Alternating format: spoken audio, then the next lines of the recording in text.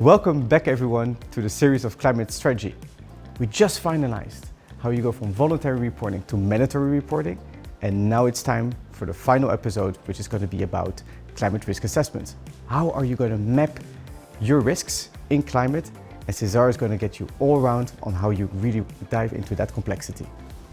Climate change can create negative impacts through different fronts, such as financial losses due to property damage, business disruptions, increased insurance claims, changes in demand for certain products, and supply chain disruptions. Although not all of them might happen, the likelihood of some of them actually taking place put companies at risk. Hence, a climate risk assessment must be in place. This long-term planning method ensures that you have visibility for the years to come based on the different scenarios as communicated by the IPCC.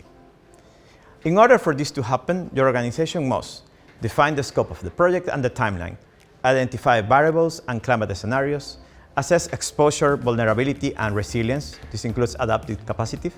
Plan how and when to adapt to minimize these risks, and moreover, present and communicate to your stakeholders. This, of course, takes time and resources, but the earlier it's done, the better, as it will provide confidence to all of your stakeholders, which includes customers, suppliers, and shareholders. This shows that your organization is prepared to face any adverse effect, both physical or transitional. This secures an ongoing supply chain for your customers and at the same time offers some insight for your suppliers while preparing your organization years in advance, allowing to set financial, human, and technical resources to enhance preparedness. In addition, supports your compliance with both voluntary and compulsory reporting and disclosure frameworks. Climate risk mapping is not just nice to have, it's a must. Thank you, Cesar, for the whole explanation on all these complexities around climate strategy. And far and foremost, thank you all for watching and sticking with us around how to set up a climate strategy from A to Z. Again, now it's time to close off the series together.